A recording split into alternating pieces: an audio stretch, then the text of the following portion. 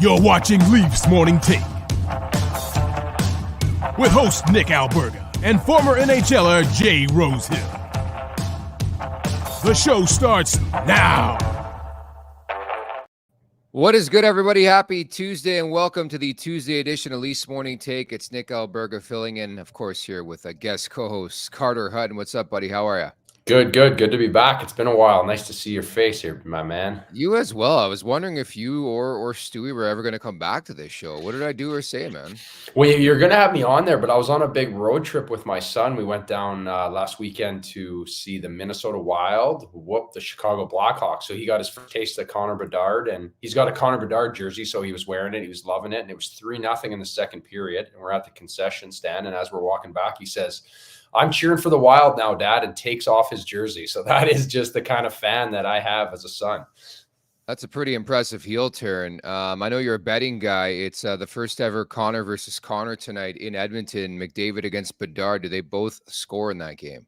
Ooh, I know one is going to score for sure. The way 97 is playing, he has taken that team on his back. And Bedard, he's fun to watch. He can shoot it, though. Wow, seen it live and the way he releases it. Fleury was really good when I watched him, but it'd be nice to see them both score. It'd be good for the league and good for everybody.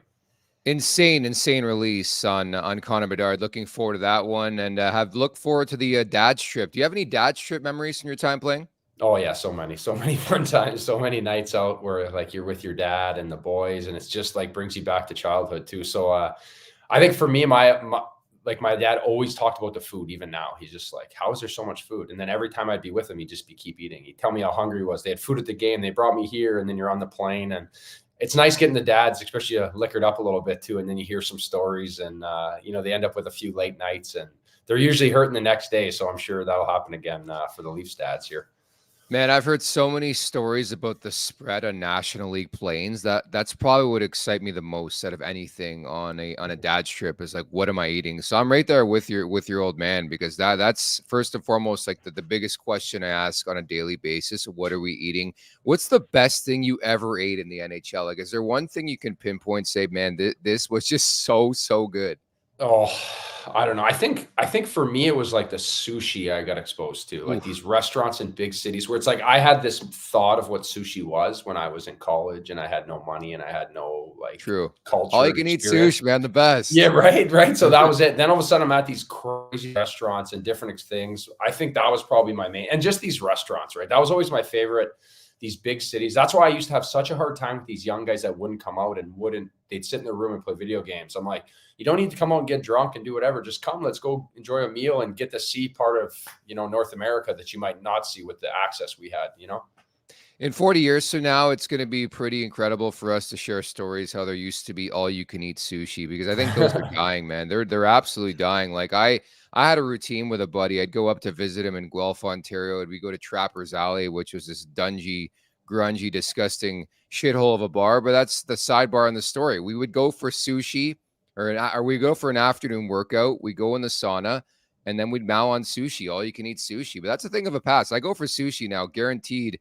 I'm spending at least like $45 on myself. Oh yeah, it's not cheap, right? I feel like even if I'm ordering sushi just for me, my wife, and 2 kids who barely eat it, you're talking about $100. And we're in Thunder Bay, Ontario. It's not like we're like close to any ocean, so it's not like we're getting the prime time sushi here, right? So it's no joke. It's expensive and it's popular, but it's good. Damn, it's tough go. Yeah. Oh yeah. It's a very tough go. It's a great go, by the way, if you're looking for some holiday swag as well. You can bring on the team spirit, unleash your inner MVP with the game-changing Varsity Collection from Nation Gear. I'm sure Hutz has picked this up for his kids already, and ahead of Christmas, I have maybe have done the same. I know my parents watch this show, so I won't give it away, but embrace the winning spirit by repping your favorite team with pride. Shop the Varsity Collection and more at nationgear.ca. That's nationgear.ca.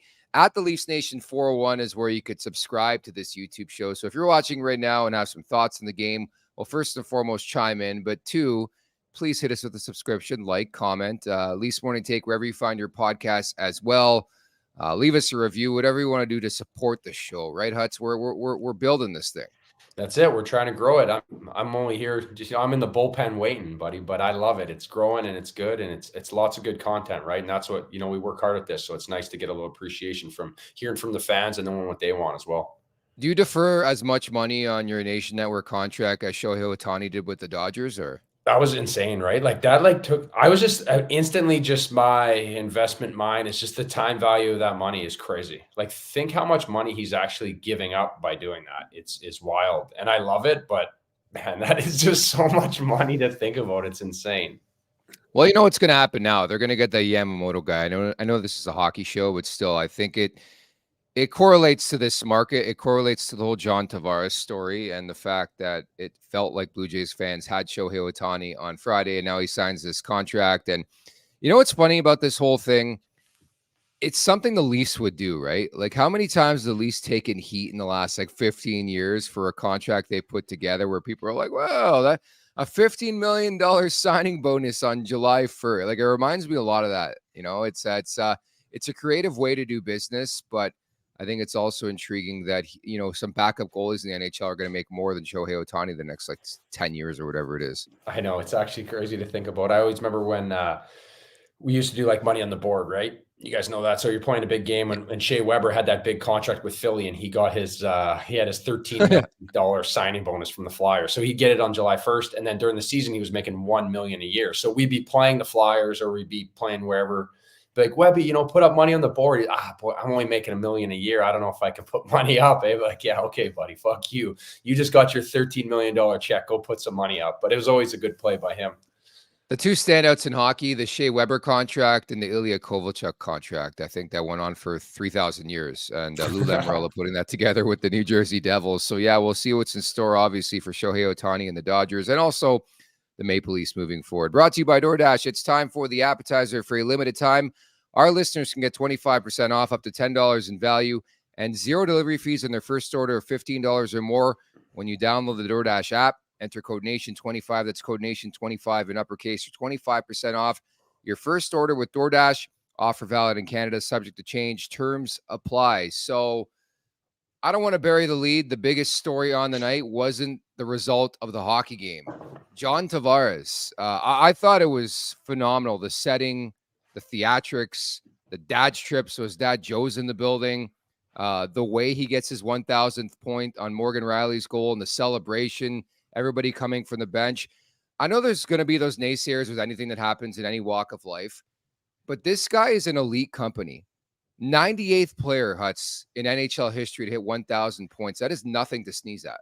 No, that's crazy when you say it out loud, right? You think of how many guys have come through this league to last as long as he has, let alone get that many points, is so impressive. And then to do against the Islanders is awesome. Obviously, a bit of a hangover losing the game right away after. But in that sense, just the celebration, the style it went down in. And I love the pureness of Riley gets that goal and he's celebrating. Then he realizes that it went off, that he gets the assist on and the boys are he's waving the bench on. And it's so fun to be a part of, right? Especially the players and his peers that understand the grind and how hard it is to get to that setting. So it was pretty awesome to see. And obviously the finish with the dads there, it's textbook. It's unbelievable stuff. And for him, it just shows you how good of a player it is. It does. And again, it's pretty elite company. He gets a goal and an assist in that game. Again, the sidebar to a New York Islanders victory, but the Maple Leafs do pick up a point. In the fashion they did it, I thought was tremendous. And just more so, I think, again, the process of John Tavares, and it's so amazing how hockey works out where it's like you play this many games and then you somehow find your way back to where it all began. Granted, it wasn't Belmont Park. It was the Coliseum. But to have that game for it to take place against your former team where you were the captain for 9 seasons, I think it's just so hockey. It's so incredible. And I think John Tavares in general should be celebrated. This guy's on a short list of players who actually wanted to come home and play for the Maple Leafs. I put up an article for the LeafsNation.com, which you should go and check out. And I was careful with it, but I sort of compared it and contrasted it a bit to the Shohei Ohtani situation, where it's like John Tavares, I think, should be celebrated for coming home because he wanted that smoke. He wanted to be with the Maple Leafs. And obviously it's a bit of a different story than his Japanese counterpart, but he's on a short list of athletes that actually came home, wanted to come home and wanted to play in Toronto in general, period. Yeah, it's impressive by him, right? It's one of those things where he gave up a lot too in that situation. He could have stayed comfortable. He could have stayed in the Islanders, and change is always intimidating, right? In a sense. So I think for him, it's funny when he gets booed, and he was good for the Islanders too. It's not like he was like this. I feel like the Blue Jays are going to boo Ohtani anyway, right? And he didn't even play there. Where John Tavares gave a lot to that organization, helped them win a playoff series. You know, he scores a big overtime goal. There's different things that he did for that organization, which is amazing. And he was a good person the whole time. Like, and then they knock him. But I always take a step back and you look at that fan base. That is a rough fan base to begin with, right? It's like you have some blue collar New York people who don't give a shit about anybody, right? So it was just that. I think if he played those years instead of the Islanders, he played in a different market, he might have a better response when he comes home, right? So it is frustrating, but it's one of those things that he is one hell of a player, and it's the Leafs are lucky that he did want to come home. Do you take offense to them still booing John Tavares on Long Island? Like, I know that was a big topic of conversation on social media during the game, after the game. He was booed when they announced his milestone. He was booed when they scored the goal. I'm probably in the minority on this one, which I usually am. But if you pay the money, do what you want. You know, aside from like doing the crazy, we're throwing stuff on the ice, like that type of stuff. But booing, I don't think it's an issue to me. You find it in every landscape. Yeah, it is what it is. And again, like you're a professional athlete, you're paid this is what we signed up for, right? In that sense. But I also think there's probably a lot of people that love John Tavares on the island, right? And it's like the negativity is always going to be louder than the positive people, right? Like, so it kind of casts a bit of a shadow on the situation. But I'm sure if John Tavares was there and any of those fans wouldn't say shit to his face too, right? It's always easy when you're in a crowd or you're behind social media to like judge these people or have things to say. And for him, I'm sure he's a quiet guy. He doesn't want it. He doesn't care about that. Like, I feel like it obviously at one point when he left, I'm sure it wasn't easy for him, but at the same sense now he's moved on and he's processed it. Like, big deal. Like, fucking beat it. Put it this way, I've had a long-standing rivalry with Islanders fans since I pretty much announced the John Tavares signing before it happened back in the day. And I have been to New York. I have bumped into a couple Islanders fans who, hey, I chirp you on social media, then in person they proceed to buy me a beer. So I think you're accurate with that assessment. That's going back to my whole gripe with social media in general. There's no accountability. People do and say what they want. There's no repercussions anymore. And it's a whole other story. But I tend to agree with you. And I think there's a bit of a misconception, you know, first and foremost in this market in Toronto, why Islanders fans are mad. They don't hate the Leafs. They hate John Tavares because of the process that got to the decision where all year long, he's like, I'm staying. I want to be an Islander. They could have traded him at the deadline. He said no. That's why they're pissed, because they got nothing for the guy. And I think, unfortunately, when you're not reading the market closely in Toronto, you lose sight of that. So Leafs fans think they hate JT. They hate JT like that. They hate Toronto.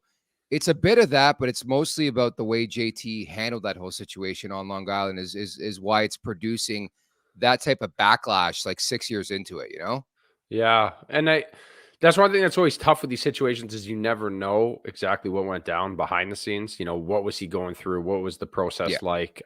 Obviously, looking back on it, the Islanders would have loved to deal him and get a bunch of picks and get stuff for him, but it went down the way it did. And it's the power to the player, right? I think that's always one of those things that hockey is scarred by, because all these guys are always like cookie cutter, like this is, you treat the team right. Now this newer generation of guys, you see Matthews and you see like these guys are going to do what's best for them, right? We're that old school, like, oh, I'm going to do it for them. I'm going to take, I'm going to take less money. I'm going to take that. This new age players like whatever. So it starts to change that mindset. Even Suter, when he left Nashville, he gets booed every time he touches the puck. He did the same thing, but like, you got to go where the money is too, right? Who knows what they're offering? Maybe they wanted a hometown discount. Like, but the behind the scenes is always changes it, right? But like John Tavares, what the hell does he care?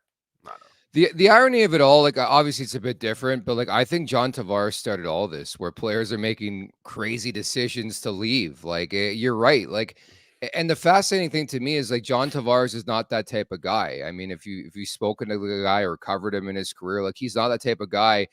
But I think this is a bit different, and that's why Islanders fans, again, are struggling with it.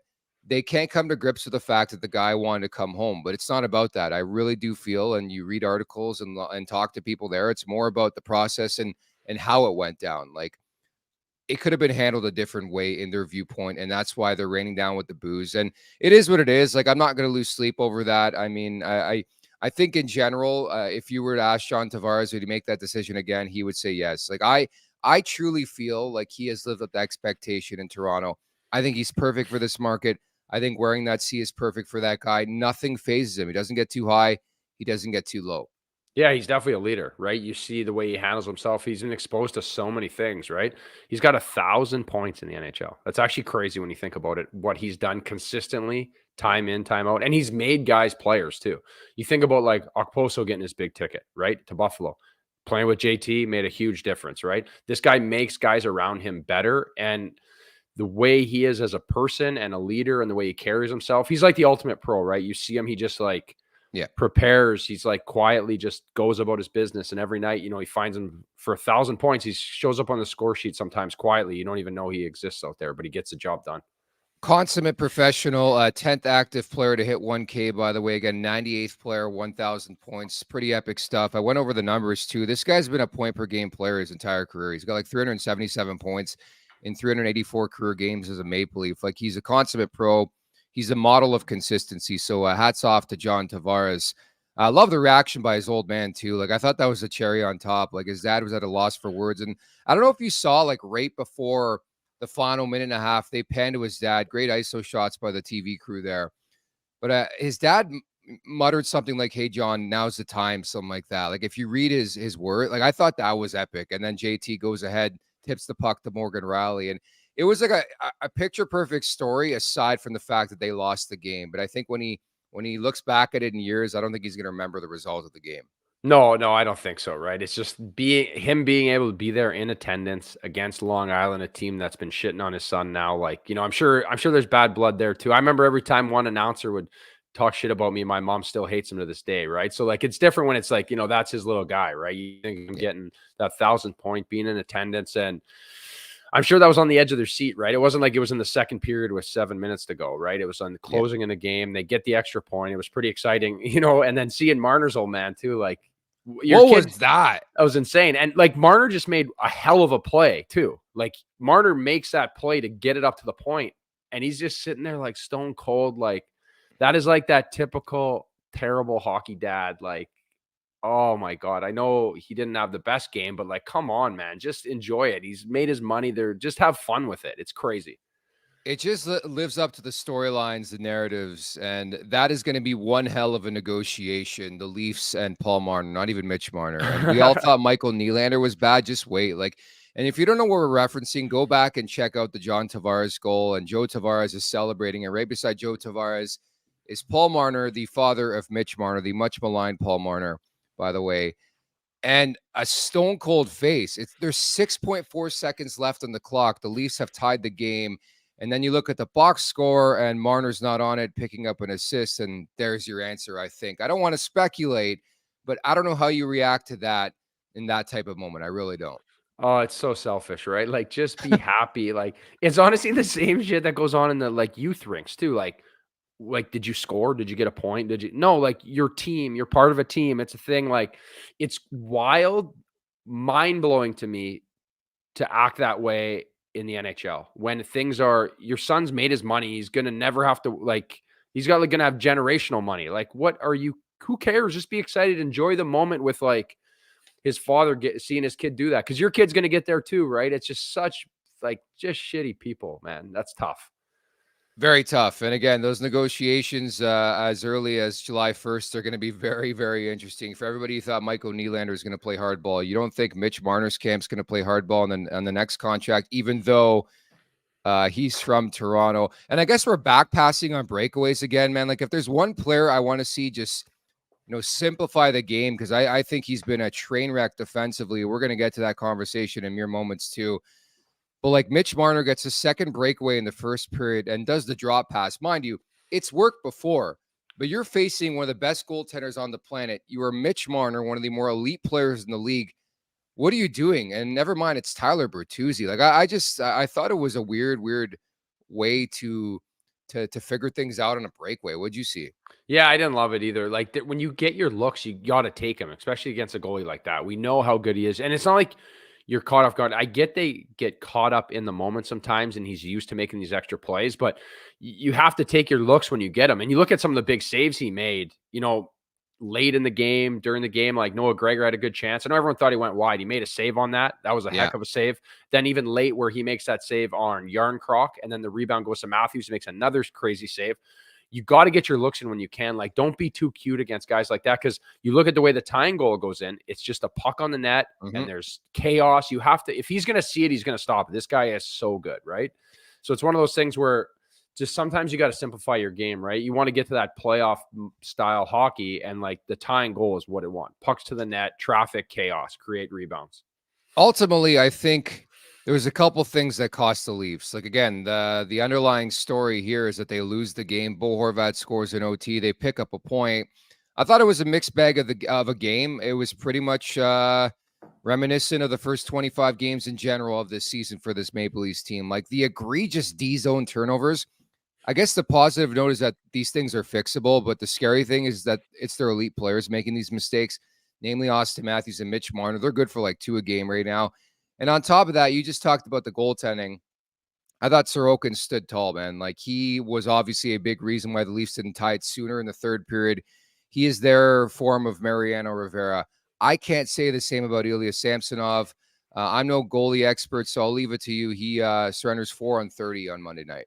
Yeah, it is just when the puck gets below the goal line, for me, it's just, so we play in RVH where we're down on our post. We use the post for leverage. He just has this like lazy technique to him. Like, even the first goal Nelson scores, he's sitting, Palmieri has the puck and it's on his backhand on the wall. And he's sitting down in the RVH just for no reason. Just sitting there, like, stand up, get your feet, like, find the puck. And then he ends up, the puck goes in and he's like, well, how are you supposed to see it if you're just sitting there staring at the guy's ass? Like, you have to compete. In the NHL, there's no space. There's no, this isn't Europe. Like, you need to find the puck. Majority of the time when the puck's in the D zone, you're like competing to find the puck. And like, I'm not trying to sit here that I'd say I'm better than Samsonov by any means, but like, for me, when I watch him, it's just like lack of effort at times that really frustrates me. So he's late. He's always down on his knees. Puck travels high on the, I think it's Palmieri goal. He comes flying out at him and he doesn't set his feet. You watch Sorokin, it's like crisp movements. He's like predicting the play. He's a play reader. He gets up and he gets his depth and he's set so he can shift into pucks. But like, where he just doesn't do it. It's so lazy and he's falling to his belly all the time. It's honestly tough for me to watch it. Knowing Wool is hurt is tough, because I think if he plays better, you know, he has a chance to get it done. And when you watch Sorokin, you're like, he could steal games, you know? Yeah, a bit of a different feel. I really felt watching that game, and I just don't like the body language with Samsonov, man. And he just does too much talking in the media, man. It's like the old Mike Babcock with Garrett Sparks. Just don't say anything. Play the game. And honestly, I think they've rolled out Samsonov way too often this season. It's led to this sort of shortcomings. But again, like, he has his moments. Do I have as much confidence in him as I do in like a Joseph Woll? Absolutely not. I don't think he was the reason they lost that game last night, but I think he was a contributing piece. Like the first one specifically, you have to stop it. And it's great to get the breakdown from you. Austin Matthews, I think, has been a mixed bag. Like, it's crazy to say that. He has 19 goals in 25 games, and they put out the stat last night. You realize this guy's hit the post 8 times? Like, you scored half of those, you're looking at what, 23, 24 goals? I know, a couple posts last night too. And again, that play by Riley to him backdoor, Sorokin gets a tip of the glove on it again, like another elite save, right? That's one that's probably in the back of the net against majority of goalies in the league. But his release is just absurd, right? Especially with his size. Like, you talk about some guys having crazy release, but he still has the speed and size and strength to like create space, and it's quick. Even his goal, you know, it comes off and most guys maybe overhandle that puck. You can see he lets his body get around it, and then it's just roofed right away. There's no messing around. There's no overhandling of the puck, and he just has an elite sense for the net. And man, it must be fun playing the game when you're that good. You know, he is just something else. Man, the release on that goal that kicked off the scoring, well, firstly, the passing was just tremendous, but the release to go shelf the way he did, like, this is not, you know, Red Light Rasico, it's Ilya Sorokin, and just beating him clean like that, I just thought was insane. Like, it has been such a joy to watch Austin Matthews, but I'm also in the company where it's like, this guy, we know how good he can be. Weirdly enough, I don't think he's anywhere close to how good Austin Matthews can be in terms of a ceiling. Like, I think he's been hit or miss. Like, I don't know about you, how you feel about the pizzas and the turnovers, man, but like, watching that game last night, they could have been much tighter. And then the same goes for the Islanders. They had some pretty egregious turnovers, like that one you mentioned, Noah Gregor. I was one who thought he missed the net, but watched the replay. I'm like, that's a really good Sorokin save. Like, what contribute, like what attributes, how do I phrase it? Like how do these mistakes happen? Like I think anybody who's been on ice, I mean, you are susceptible. Are these guys tired? Like that's all I can think of. If you're tired, you're making mistakes like that, right? Yeah, I think sometimes they extend shifts, right? I think we've Yeah. seen that a lot when it comes to overtime, where it's like you think about the Nashville game where they lost when Yossi scored it, just like trying to do too much. You're out there, just live the fight again another day. It's okay to put the puck off the net, off the glass and out. Sorry. I think of like Connor Timmins. Sometimes he's always trying to make like grade A plays. Just keep it simple. You know, you're not a star. He's a good player. I know Timmins, but Matthews and these guys, it's almost like you live and die by the sword too, right? You make so many high quality plays at times, just like simplify it. Where I watch like JT play, it's like he'll drive the puck down low, he'll protect it with his body, he'll turn up, get the puck in zone, try to create something, go low to high, shots on that, crash it. Where you watch like the big dogs, they're trying to do so much all the time. It becomes like predictable hockey. And now you're doing it. Maybe you're in your D zone for a minute and now you're trying to come up ice and you're juiced, right? Like there's no gas in the tank and you're trying to do too much. And sometimes I don't think that helps, right? And it's one of those things where this team is now and where they want to be, those turnovers can't happen, right? Because that's where teams like make here, they got to be up here. And 100%. Again, I talk to a lot of people on a daily basis, some in media, some in not, and they're like, "Oh, you're too cynical. You're on this team too much." I'm trying my best. I really am, but there were bits and pieces watching that game where I'm like, this team thinks they're a legitimate Stanley Cup contender, and I get it. It's an 82 game slate, but I think it starts with the big boys, Huts. Like, you can't be doing this skate shit in your zone. Like, I know it's a bad hop for Marner, but like he does that routinely where he's trying to do the crazy like kick pass in the D zone, last man back. Like, simplify the game. Like, I think and I know the Islanders weren't letter perfect by any stretch, but I think you look at that team in terms of consistency defensively, it's been a thing with that franchise, you know, the last 10 to 15 years, we'll say. I think simplifying the game like is easier said than done. There has to be buy-in. And right now, do I see it from Matthews? Do I see it from Marner to an extent with Nylander? Like, I don't think Nylander's been great lately either. And I know it's a long season. Again, it's so important to preface that, but it just scares me that it's game 25 and it's a superstar players making those type of mistakes in their D zone, right? Yeah, it's got to be cleaned up, right? It's one of those things where you could win the 6-5 games, right? Like everybody knows that. Everyone knows they can score. Course, They can't keep the puck out of their net. But when the time comes, it's hard to just turn it on, right? It's one of those things where, especially when you're trying to build structure inside the team setting, right? I get sometimes it's tricky when even you look at like Florida last year, right? They were playing playoff hockey well before the playoffs, right? Just to get in. And then all of a sudden, teams like that, I feel like year in, year out, those teams get in and you find a way to roll with it. So it's like, it's not bad, like getting in early and being predictable, but like the things that are inside the team structure need to be built from like day one and cleaned up. And obviously finding a way to play that game, even if you're going to be in. But I get why you're cynical. I get why it's frustrating, especially as a fan too, not as just like analyzing it. It's just one of those things you just want to see more because you know how good it could be if we played a full ice game, not just offensive zone.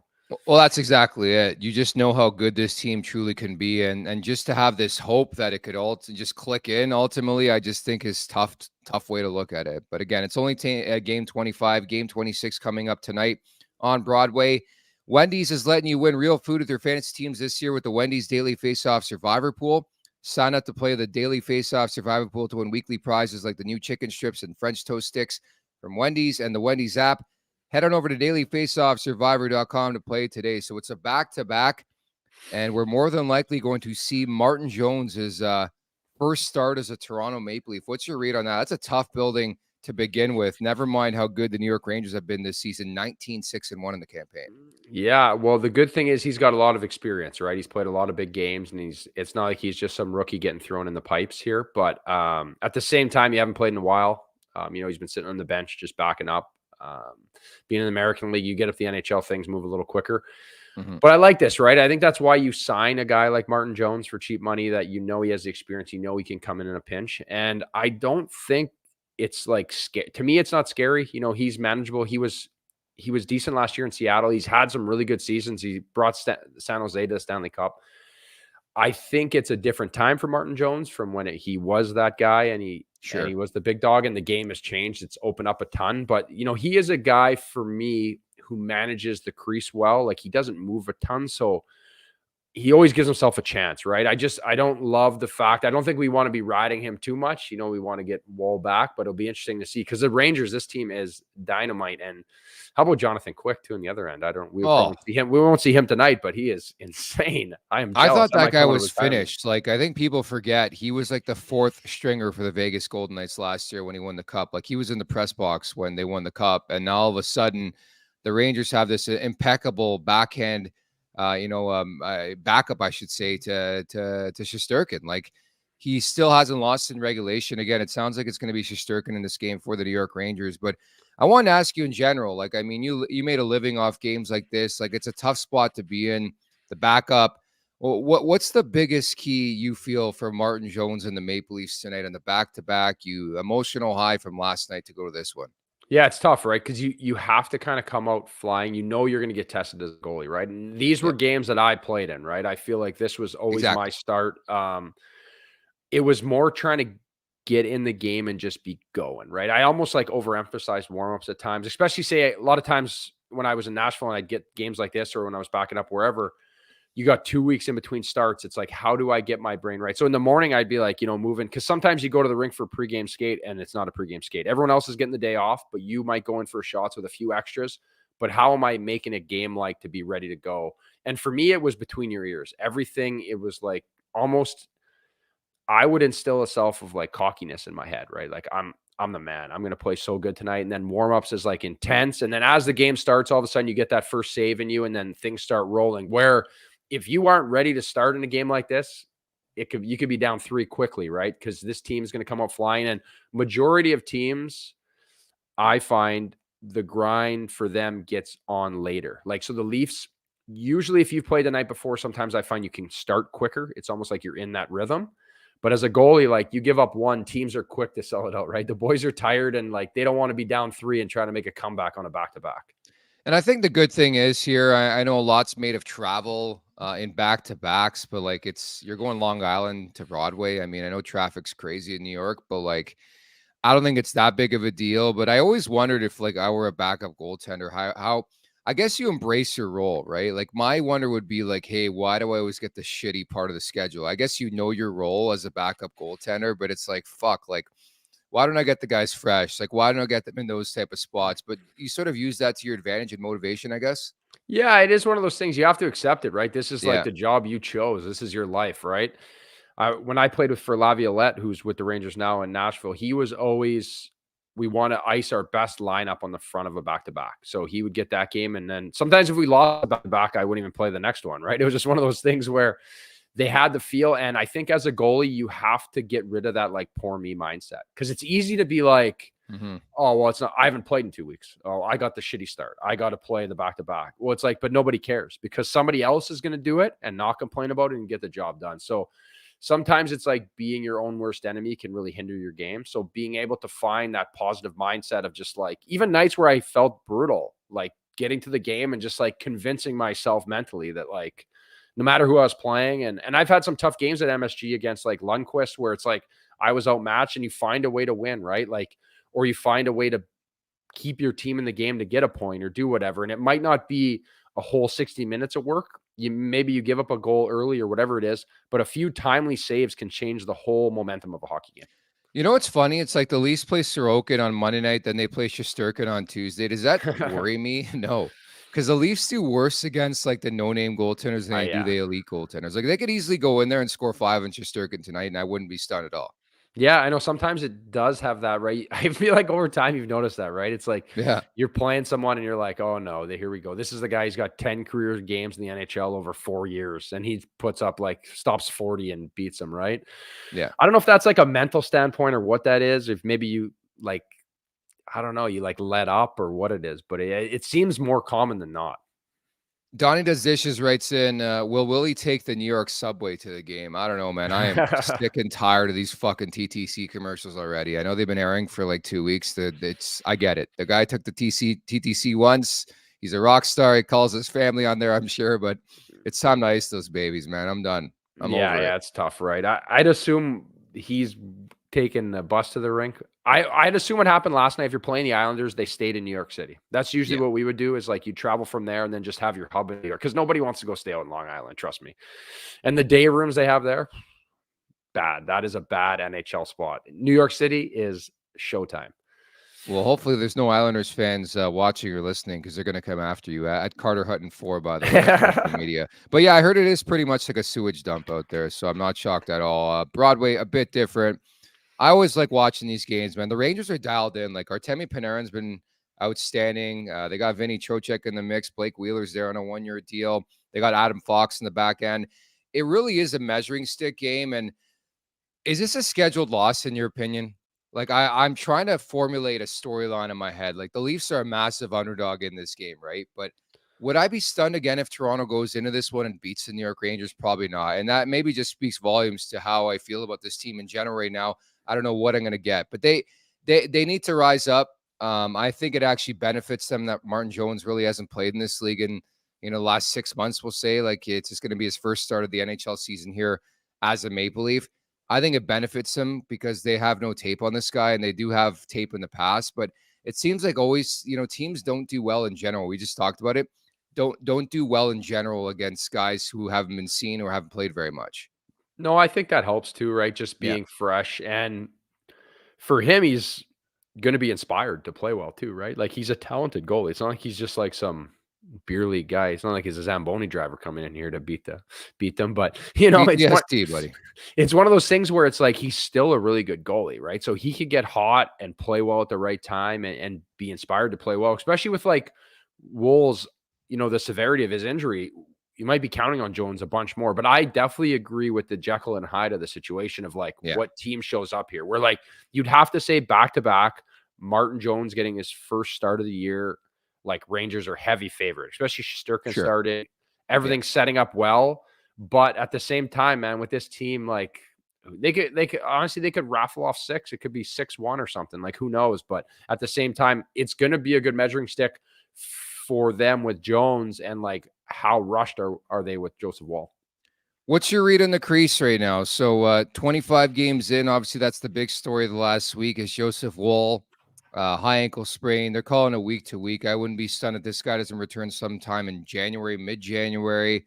Also intriguing, he reactivated his Instagram account. For those of you who watched our interview or listened to our interview last year with Woolsey, he talked about not having social media. I guess you get hurt one day into your injury recovery and you're getting Instagram back. I get it. But how do you feel, assuming Woll comes back healthy, with respect to this crease? Because there's a lot of doom and gloom around this team. Like, it's 2 games now.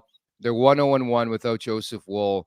A lot of people, I was reading social media after Woll went down, it's like, this is the end of the world. Somebody died. It's over. It's finished. The season's done. Do you have faith in a Samsonov-Jones tandem for the next little while? I have faith in them to find ways to get points, right? You look at last night, Samsonov wasn't great. You get a point. And I thought the Nashville game, he gets a shutout, but he wasn't really tested. I think they just locked that game up. That was like a great hockey performance. But moving forward, I see some sustainability in the team getting it done. I just don't love the goalie situation. I think this will be a good measuring stick on what happens with Samsonov as they move forward too. Like, if Woll comes back and he's fully healthy and Martin Jones has played really well and, pushed for more minutes, does Samsonov come a piece that you can move on, right? Because it's like, hey, we have this veteran guy who's durable, and Woll is our guy.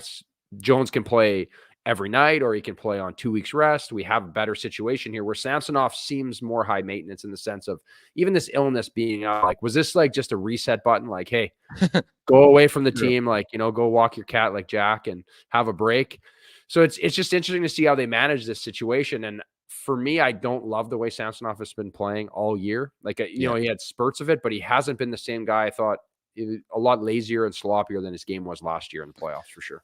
I suppose that's the curious part too, and don't quote me on this, which I should probably know, but I think it's 9 appearances, and maybe you'd have a better understanding. If Jones makes 9 appearances, he'd have to go through waivers to go back down. And that would be a fascinating sort of storyline. Say Woll comes back, but Jones has played more than 9, and maybe they're going to be smart with this whole thing. What kind of decision they have to be made? Because I'm right there with you. I think they've seen a big enough sample size with Samsonov in this season, And moving forward to say, hey, if Martin Jones is outplaying this guy, you have to keep the better of the two, because don't forget that clock hits, or that calendar, hits January 1st. I mean, it's go time. You're in a rush to get to the Stanley Cup playoffs at that point. Yeah, I agree. And then you get to a point where it's Wool is ready. He's shown he's ready, right? Obviously, this is a bit of a setback, but I just think this is a setback. He comes back healthy. Now, granted, if these two guys can get the job done and be stable, it gives Wool more time not to be rushed back, right? Because the last thing you want to do is rush him back and have something happen, especially when you're talking about an ankle.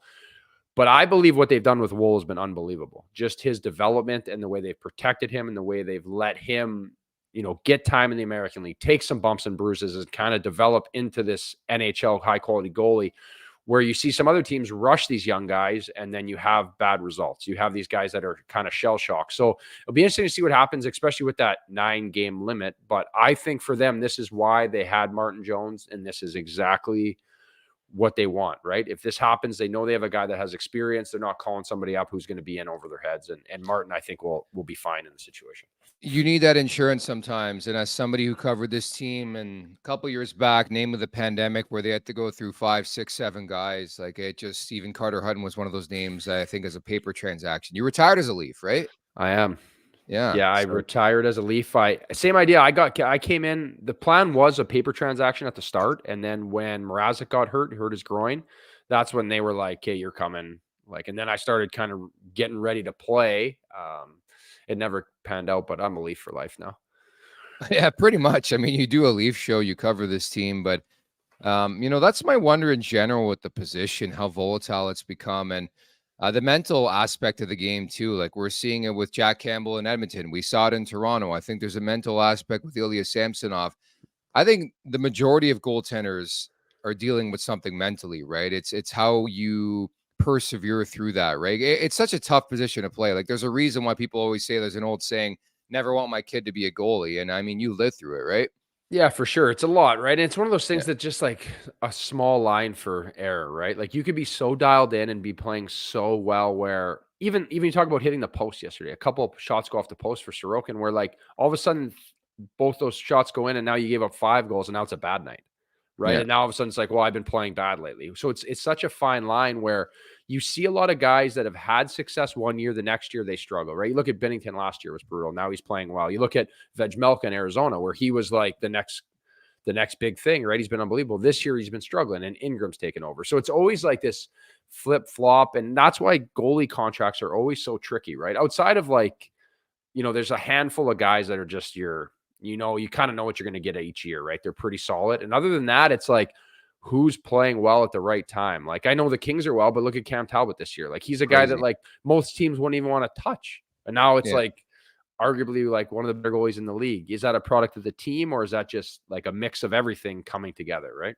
I would love to know your vantage point on this whole conversation, because there's no doubt it's a copycat league. Like that's why LA went out and got, Talbot to go with Copley when they saw the Vegas Golden Knights win the Stanley Cup with Adin Hill. Where do you stand in that conversation? Because I give a lot of heat to various teams on social media, the Devils, Detroit. Like you had a Connor Hellebuck out there looking to be moved, couldn't move, so he signs an extension with the Winnipeg Jets. Are you somewhere in the middle? Do you side with a team that has a Cam Talbot, or do you side with a team that has an elite netminder like a Sorokin or a Shesterkin? Well, it's tricky to win without goalies, right? Like it is one of those things. If your goalie about the is system more. I think the system definitely is a product of that. Like I can view it as myself where in St. Louis, I have a season where I lead the league in goals against and save percentage, 35 games paid played after, right? Yes. Yeah. We established that. But then I go to Buffalo, and my first year in Buffalo, I feel like I still had a really good season. I played well, but now I was a product of a whole different system, a younger system, a team in development. We give up so many more chances where it like starts to grind away at the way you play too, where the predictability goes away. So, but when you have, there's these like 5 to 10 elite guys in the league that are just going to be good in any system. I feel right. Where when you have a team though, that is built to win, like you talk about the Devils being good right now, like how don't you have a guy that is the goalie? Like even Vanacek is a really good goalie, but like he's been protected by other good goalies with him. And now you have Schmid, who's not ready, a young kid who probably needs more time to develop, and he's in over his head. And you wonder, like, you made this yourself. At least Cam Talbot is like a veteran. He knows how to handle himself. He's been around the league. Vanecek is not, right? Where I think what they did with Wall is great. At least you have two guys to go and having that protection. But if you can get a good goalie, or it's hard to just go buy goalies, you need to develop them. But at the same time, you are a product of your surrounding, like without a doubt. What I gather from that whole conversation, Joseph Woll is going to win a Vezina Trophy someday. So thank you. I wouldn't be surprised. He is one hell of a goalie. I love him. He's got Instagram back, which is the best part of this whole situation. I mean, he's got a lot of free time. Like, what do you really do during an he's a injury young recovery? guy. Like, that's tough, right? You're just like, and look, if you hurt your ankle, literally half the time you're sitting on a table, somebody is working on your ankle or a machine is on your ankle, and then you're going to slipping stand. away. Right? You got to do something. It's nuts, right? I feel like mindless time. Hopefully he starts reading some books or something, be a little more productive with his time. But that's just because I'm old and I'm a dad. So I'm. Yeah, no, it's fair. You know, the irony too, and Edward Lee makes a good point here in the chat. Vanecek and Sammy came from the same organization. And I know the Capitals took a lot of heat last year for moving on from both those guys. And now it's like, the pumpkin patch, you know, like the clock has struck midnight for Cinderella here on both fronts, and Vanecek and Samsonov have both been dreadful this year. So maybe the Washington Capitals aren't as stupid as we thought they were. Brought to you by Betano, the 2023 EGR winner for both the Best Sportsbook Operator of the Year and Best In-Play Sports Operator Awards. The game starts now. Have you looked at the betting department tonight? The Leafs on Broadway. Anything you like in that game at least? I do. I like this game. I hate to say it, but I think that like it's going to be a game where the Leafs are going to be a little bit tired, right? And I think the Rangers are going to come up buzzing because it's a big game. So I like the Kreider anytime goal. Okay. That's like I just feel like this guy is a machine, and I've always hated playing against him. So maybe I just have this vision of Kreider being net front and just making my life a living hell. You know all about that, right? And so do Montreal Canadiens fans all those years as well in the postseason. I'm going to ride with Austin Matthews, man. The guy's on fire. He had 1 billion shots on goal, scores against the New York Islanders. He's starting to cook in a big way, has 19 goals, now tied with Nikita Kucherov. So give me an Austin Matthews anytime goal. And I know the Leafs are the massive underdog in this game. I would not be shocked if they go in the Garden and win this game. Like, I think the Leafs specifically throw those numbers out the window when it comes to analytics and back-to-backs. Like, it'll be more so if the big boys want to show up, if Marner wants to have a better game and not back past the puck, if Nylander wants to step up. Like, this is a really cool environment for this team to play in because they got some big egos. They love it. They got the swagger, none bigger than MSG, right? Yeah, and it's a game that you always get up for, right? You're going to MSG. Sure. It's like greatest arena, right? And they got their dads with them, right? There's another little thing that just is like, you know, like it sets up well for an upset for sure. And even if they win, I don't even think upset's probably not even the right way to put it, right? I guess like on a stat line, they would be that because it's back-to-back, but I wouldn't surprise me at all. They just come out absolutely humming. And I think the fact that Martin Jones is in net, it's this guy getting his first start. They has a lot of respect for him. He's a veteran goalie. The boys are like, hey, let's get it done for him, right? Yeah, I would definitely. I want a channel designated strictly to Paul Marner reactions because I don't think that was a one-off last night. I really don't. I think there's been plenty of Paul Marner reactions thus far in the last couple of years on these dad's trips, and unfortunately the camera only picked up that one by default because of Joe Tavares' reaction. Like that's what I'm looking for tonight. If Marner scores or if Marner's in a scoring play, the reaction. That would be hilarious. If Marner scores, they go to Paul Marner and he's celebrating like crazy. It's like, oh, well, cat's out of the bag, man. Yeah. Imagine we should be able to bet on that, right? Like over under on his celebrations if he celebrates or not. Over under on Paul Marner ISO cam footage via the broadcast. First and foremost, round of applause to our guy Gavin, stepping up huge, producing this show today and filling in for Aaron, our normal producer on the show. So many thanks to Gavin. Did a phenomenal job here coaching us along.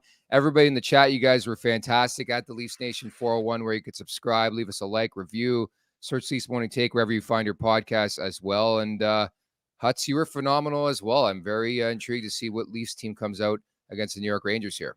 Yeah, it'll be a fun one, especially back-to-back here. It's nice getting some hockey. I'm surprised we didn't have any nights off this week. You know what I mean? It's nice when the schedule's full. So it's exciting, and there's lots of teams that need to make up games. And it's going to be a fun one, right? Because these are two really, really good hockey teams tonight. This Maple Leafs schedule has been very unique. We can go that far to say, but now they're going to start playing some hockey games. So we'll see what's in store for this team. Jay Rosehill back in the mix tomorrow. That's Carter Hutton. I'm Nick Alberga, and we'll talk on Wednesday. Take care and enjoy the game. Thank you for watching Leafs Morning Take. Hit that subscribe button and never miss a show. And for more, visit theleafsnation.com. TheLeafsNation.com. If you don't know how to spell the Leafs Nation, you know what I mean?